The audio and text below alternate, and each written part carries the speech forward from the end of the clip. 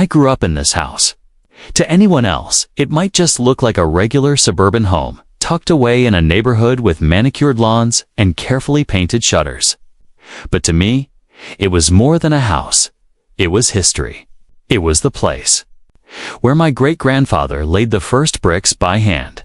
It's a place where generations of my family celebrated holidays, endured hardships, and laughed in the backyard until the stars came out. And at the center of it all was the oak tree. That oak tree was older than anyone alive in my family. My great-grandfather planted it when he first built this home 100 years ago. Its roots had grown deep, weaving into the earth like veins of memory. Its branches spread wide, shading the yard through summers, and its leaves painted the ground in brilliant oranges and reds every fall. I learned how to climb in that tree. I carved my initials into it when I was 9. I had my first kiss sitting on the low branch that hung near the fence. Every important moment in my life seemed to happen in the shadow of that tree. So, when I say the oak was more than wood and leaves, I mean it. It was a living legacy. It's a reminder that my family had weathered storms, both literal and figurative. It had survived hurricanes, lightning strikes, even the city's attempts to beautify the neighborhood years back.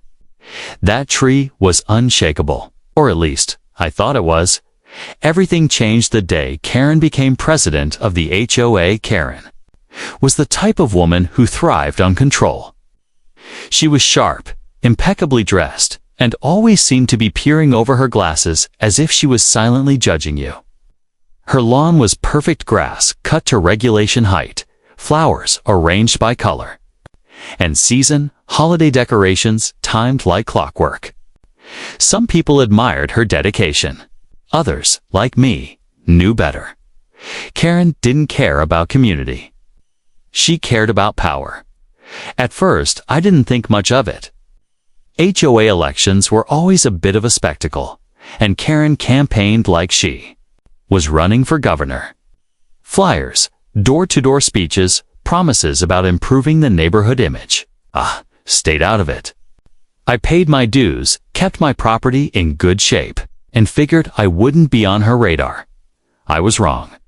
2 weeks after Karen took over, found a letter taped to my front door. It wasn't in an envelope. It wasn't mailed.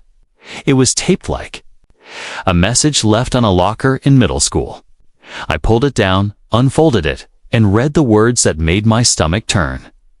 Dear homeowner, your oak tree presents a violation of community standards. It obstructs the aesthetic uniformity of our neighborhood and poses a potential safety hazard due to its size and proximity to property lines. You are hereby required to remove the tree within 30 days to comply with HOA regulations. Failure to do so will result in fines and further enforcement action. Sincerely, Karen, HOA President. I read it twice, then a third time. Remove the tree. That wasn't just a request. That was an order. I crumpled the letter in my fist.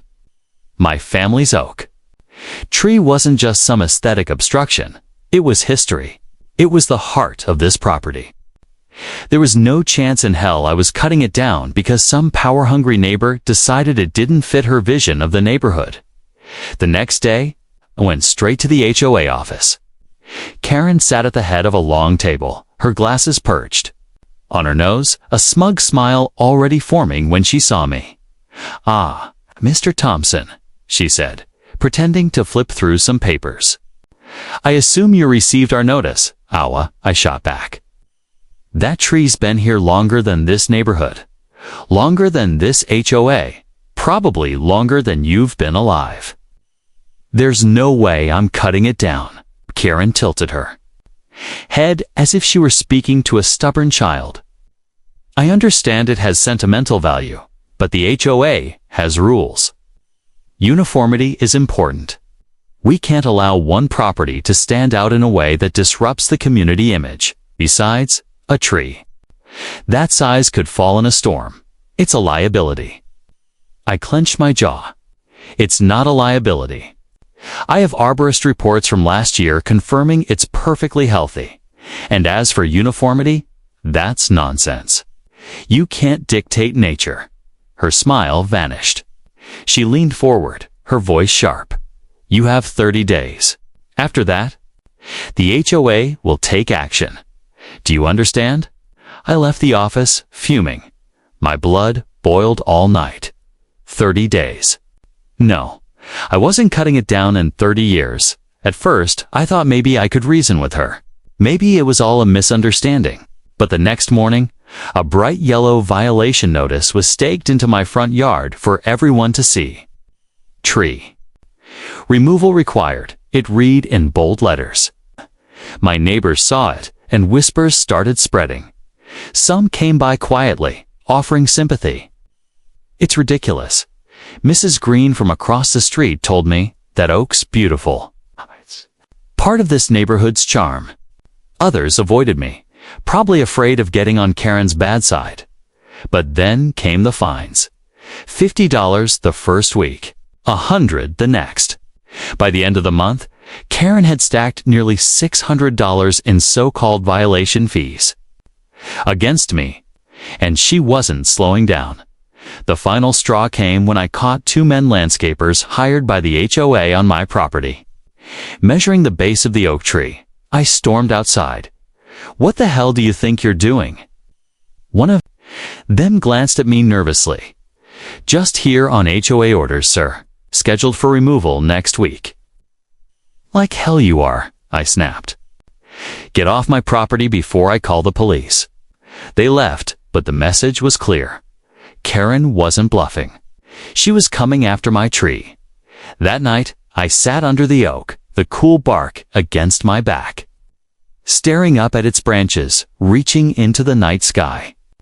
I remembered being a kid, lying under the same branches, dreaming about the future. This tree had outlived generations.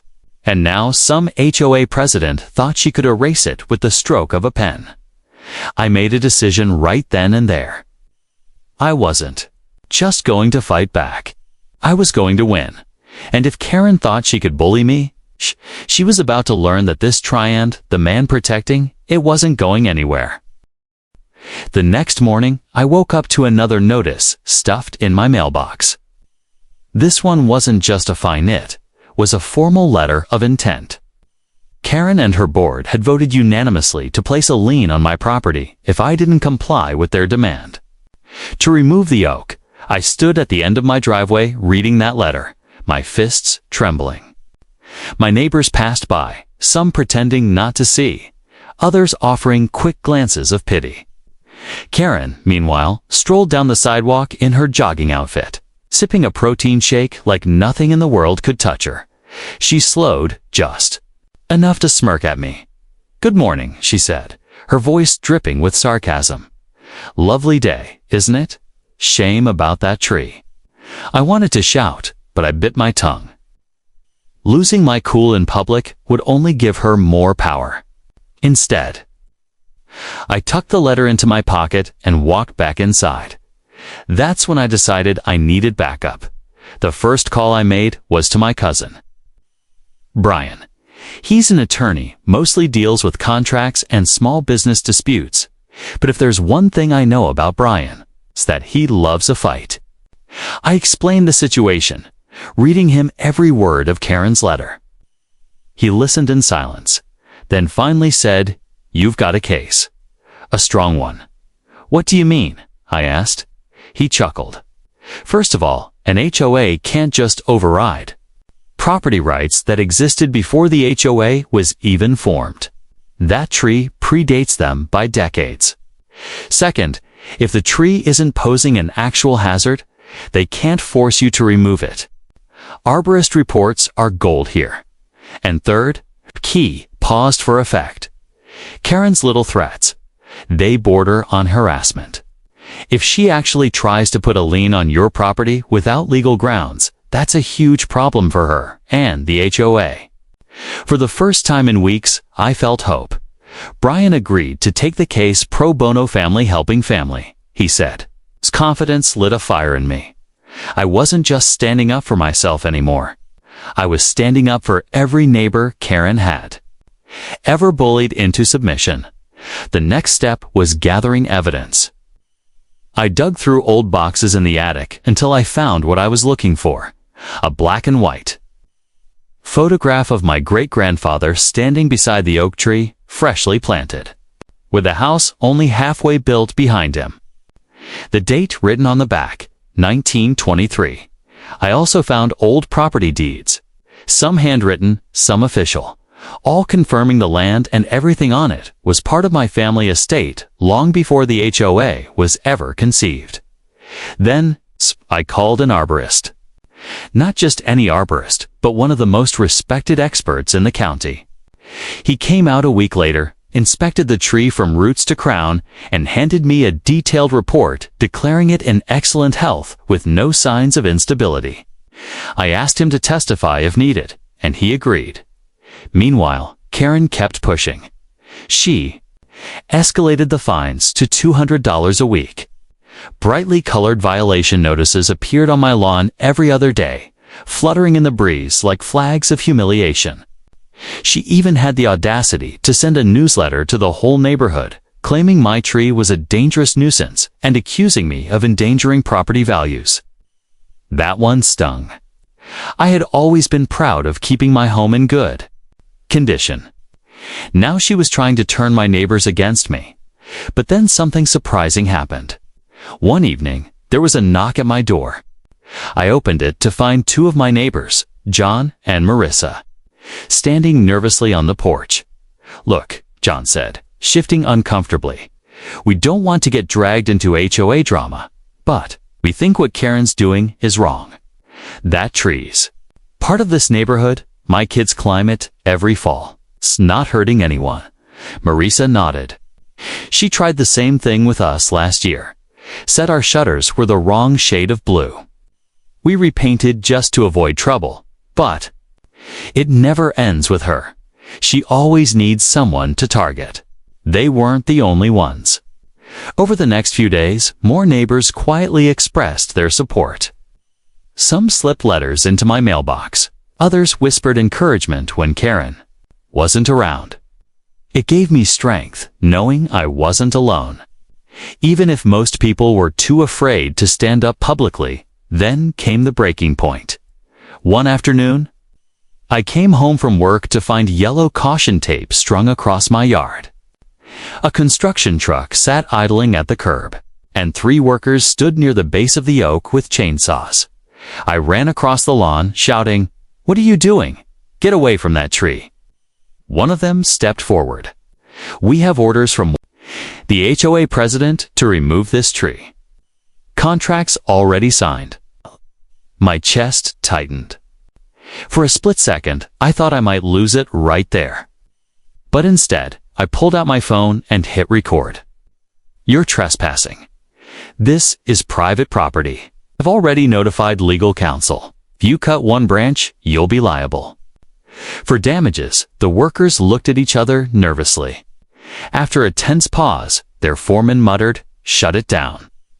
They packed up their gear and drove off. But the message was clear. Karen had crossed a line. That night, I sat at my kitchen table with Brian, going over everything. He leaned back in his chair, smiling like a man who already knew the outcome. "She's cooked," he said. "We're filing suit tomorrow. It's trespassing, harassment, illegal fines, abuse of power. And once this hits a courtroom, Karen's going to regret ever sending you that first letter." I exhaled, relief flooding my chest. "You think we can really win?" Brian smirked. "We're not just going to win. We're going to bury her in her own arrogance." The court date was set 2 months later. During that time, Karen doubled down, convinced she was untouchable. She strutted around the neighborhood like a queen, whispering to anyone who would listen that she was about to make an example of me. But what she didn't know was that her own arrogance had already laid the groundwork for her downfall. And when the day finally came to face her in front of a judge, I was ready. The courthouse was colder than I expected. Not the temperature, but the atmosphere.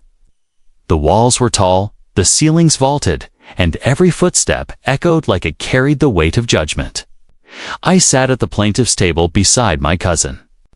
Brian, clutching the folder of documents we'd spent weeks gathering. On the other side of the room sat Karen, dressed in a tailored suit, pearls around her neck. Her lips curled into that smug smile I'd come to hate. She wasn't alone. 3 board members from the HOA sat behind her like loyal soldiers, whispering encouragement. She tapped her pen against the table, her confidence radiating across the courtroom. She thought this was her stage. She thought she was going to humiliate me in front of a judge and prove, once and for all, that she was untouchable. The judge entered, and everyone rose. After the formalities, the case was announced. Thompson versus Willow Creek, HOA. My heart hammered. In my chest, this was it. Months of harassment, fines, and threats all came down to this moment. Brian stood first. "Your Honor," he began, his voice smooth and steady. "This is not just a dispute about a tree. This is a case about abuse of power, harassment, and an overreach by an HOA that believes it can disregard the rights of homeowners. My client's family has lived on this property for over a century. The oak tree in question predates not only the HOA, but many of the homes in this neighborhood. It is healthy, safe, and poses no danger. Yet the defendant, the HOA, under the direction of its president, Mrs. Karen, has attempted to force its removal, issuing unlawful fines, trespassing on private property, and threatening to place a lien without legal grounds. We are here today to put a stop to this abuse." The judge nodded, scribbling notes. Then it was Karen's turn.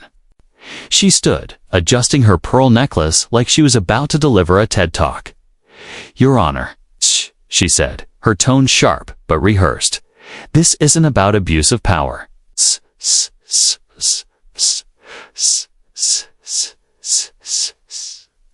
About maintaining the safety and uniformity.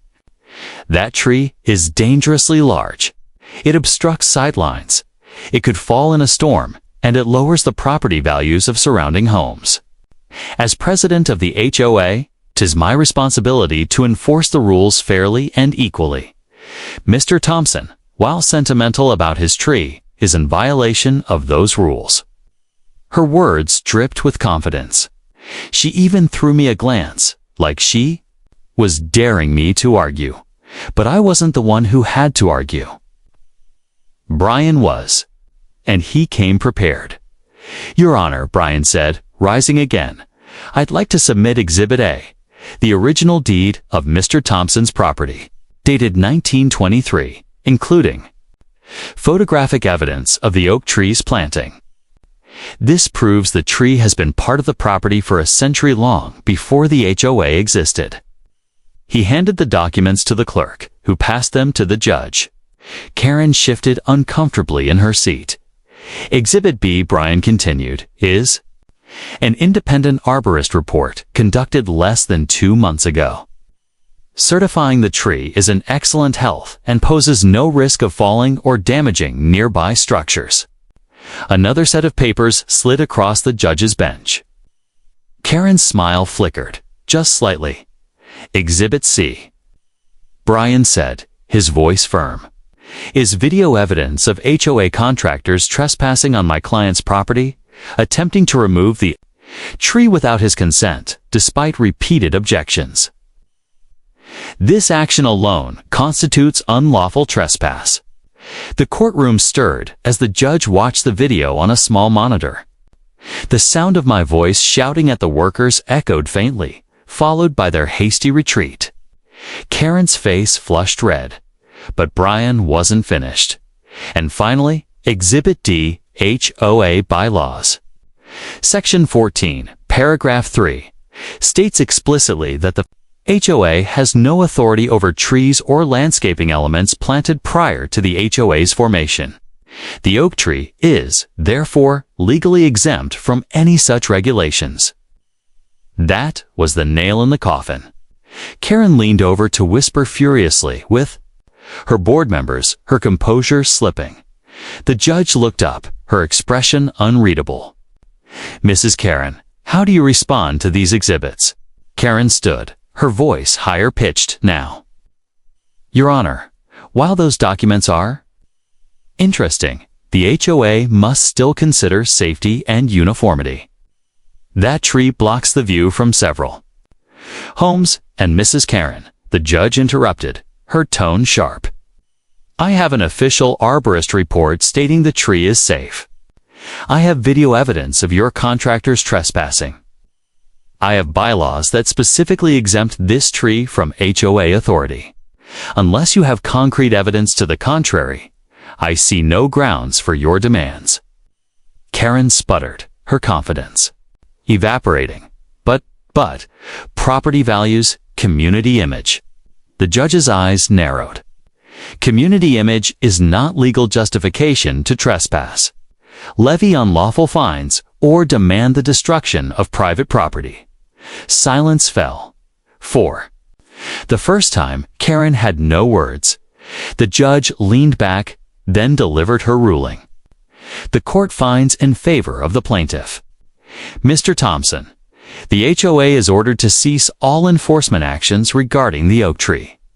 Furthermore, the HOA is to reimburse Mr. Thompson for all fines collected and cover legal fees.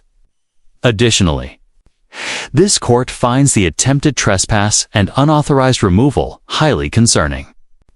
The HOA, under Mrs. Karen's leadership, sanctioned an additional $15,000 in damages for harassment and overreach. The gavel struck. Case closed. My knees nearly buckled with relief. I turned to Brian, who was grinning ear to ear. We shook hands, then hugged. I could feel the tension that had lived in my chest for months finally lifting. Across the courtroom, Karen sat frozen, her face pale. The board members behind her whispered frantically, already realizing the fallout this would cause. For the first time since she'd taped that letter to my door, she looked small. Outside the courthouse, the sun felt warmer than it had in weeks. A few neighbors who had attended the trial approached me, clapping me on the back, congratulating me. One even said, "You just did what we've all wanted to do for years. Put Karen in her place." I smiled, but deep down, I knew this wasn't just about putting Karen in her place. This was about protecting something irreplaceable. My oak tree still stood, and it always would. But the story wasn't over yet. Because when someone like Karen loses power, they don't go quietly. The moment I filed the official response to Karen's lawsuit, the entire neighborhood began buzzing. Whispers floated across the lawns. Neighbors stopped their morning walks to glance at me. And every HOA board member suddenly seemed cautious. It was as if they weren't sure how far Karen had dragged them into this mess. Karen, of course, doubled down. She strutted through the neighborhood like a queen, acting as if victory was inevitable. She even came to my property one evening, standing right on the edge of the sidewalk, her arms crossed, telling me I was going to regret wasting everyone's time and money. I didn't answer her. I had already spent too much energy dealing with her arrogance. Instead, I focused on preparing for court. My attorney and I gathered everything, old photographs of the oak tree spanning back decades, testimonies from arborists confirming its health and safety, even statements from longtime residents who remembered climbing the branches as children. The day of the first hearing finally came. As I walked into the courthouse, I noticed several of my neighbors had shown up not to support Karen, but to see what would happen. Some even gave me small nods, quiet encouragements. It reminded me that I wasn't just fighting for my tree. I was fighting against the unchecked power Karen had tried to wield over the entire community. Karen sat smugly at the plaintiff's table, dressed in a sharp suit with her attorney beside her. She didn't so much as glance my way. When her lawyer began, the arguments sounded rehearsed but shallow. He claimed the tree was a danger to property values and posed a risk to the community because of potential falling limbs. He even tried to argue that its roots might one day threaten underground pipes, though there was zero evidence. My attorney countered with calm precision. He presented expert testimony, city records proving the tree was protected under environmental preservation laws, and even HOA bylaws that directly contradicted Karen's demands. Each point dismantled their claims, leaving Karen fuming silently beside her lawyer. But what really struck the judge was when one of my neighbors, an older gentleman, who had lived in the neighborhood since the houses were first built, took the stand. He told the court how that oak tree had been there long before the subdivision even existed, how kids once gathered under its shade for picnics, how it was part of the identity of the neighborhood itself. Karen's face turned red as he spoke, her jaw tightening with every word. The judge didn't issue a final ruling that day, but his comments were telling. He emphasized that HOA rules must operate within state law and city ordinances, and that personal vendettas had no place in court. As we left the courtroom, Karen stormed past me, muttering that she would take this all the way. I didn't respond. Instead, I noticed a shift in the atmosphere around us. Neighbors who once avoided eye contact were now beginning to approach me. One woman leaned in and whispered, "We've all been waiting for someone to stand up to her." That evening, as I sat on my porch beneath the sprawling branches of my oak tree, I realized this was bigger than just me. Karen had ruled the HOA with intimidation for years, bullying homeowners into silence. By fighting her, I wasn't just protecting a tree, I was exposing her abuse of power. And deep down, I knew Karen wasn't done yet. If anything, she was about to get more dangerous, more desperate. What I didn't know at the time was that her next move would drag the entire neighborhood into chaos and reveal secrets that no one expected to come to light.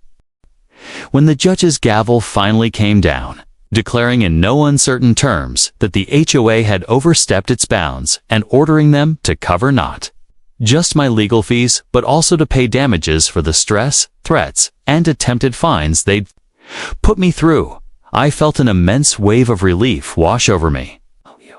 It was more than just a legal victory, it was vindication. For months, I had been cast as the troublemaker, the outsider who supposedly didn't respect the community. All because I wanted to protect a tree that had stood long before any of us ever moved into the neighborhood. Karen's face in that moment was unforgettable. She had strutted into court with her usual arrogance, clutching a thick binder of fabricated violations and community complaints that she claimed to have compiled against me. But as my attorney and I systematically dismantled every one of her claims backed by arborist reports, historical preservation letters, and even testimony from my elderly neighbor who had grown up with the oak tree, her confidence began to crack. By the end, when the ruling was announced, her face had hardened into that pale, tight-lipped look of someone who had just realized they had lost. Not just in the eyes of the law, but in the court of public opinion too. The aftermath was almost as dramatic as the case itself. Word spread quickly around the neighborhood. Some of the same people who had once avoided me, afraid of Karen's influence, began stopping by my yard to congratulate me. Some even apologizing for not speaking up sooner. They admitted that Karen had been terrorizing them with fines and threats for years, but they had been too afraid to push back. My victory had given them the courage to finally stand up to her. At the next HOA meeting, the mood was tense, but different. The board members who had once blindly followed Karen now seemed wary of her. It was like they had finally seen the emperor had no clothes. One resident, a retired lawyer who lived a few houses down, even stood up during the open comments portion and called for Karen's resignation. For the first time in all the meetings I had attended, Karen didn't have a quick-witted or cutting response. She sat silent, staring down at her notes, knowing her grip on power was slipping. And then, a week later, it happened. Karen stepped down as HOA President. The official letter was stuffed into everyone's mailbox, but the gossip spread even faster. Some said she had been pressured out. Others whispered that the HOA's insurance company wanted her gone because of the financial risk she had become. All I knew was that her reign of intimidation had come to an end. Life after that was quieter, not perfect, but freer. The HOA still existed, but meetings became less hostile, more balanced. Neighbors felt more comfortable expressing opinions, without fearing retribution. And my oak tree. It stood tall and proud, as it always had. I found myself sitting under its shade more often, reflecting on how much it had come to symbolize for me not just resilience, but community and heritage. But perhaps the biggest twist came months later when I received a letter from a local environmental group. They had heard about my case and wanted to recognize the oak tree as a protected landmark under the state's Heritage Tree Program. They explained that, moving forward, no one HOA or otherwise would ever be able to demand it be cut down. It was a permanent safeguard, a way of ensuring that the tree's story would continue for generations. When I read that letter, I couldn't help but smile. Karen had wanted to erase this tree, to bulldoze a piece of history in the name of uniformity.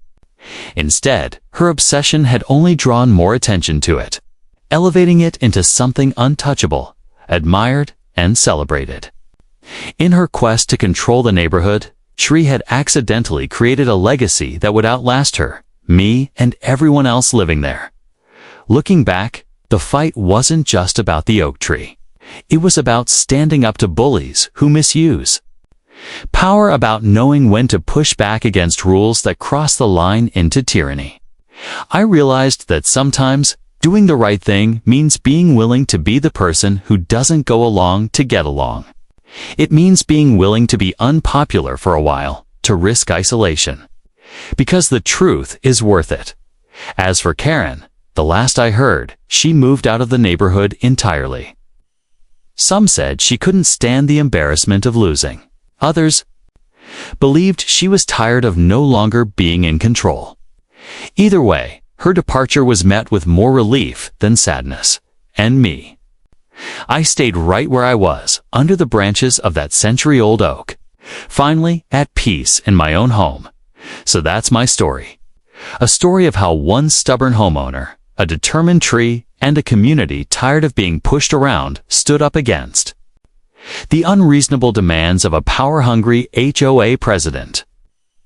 Sometimes life puts you in battles you never asked for, but maybe those battles are exactly the ones that create real change. And in the end, I didn't just win a case. I won back my neighborhood, my peace of mind, and the shade of a tree that has seen more years than any HOA rulebook ever will.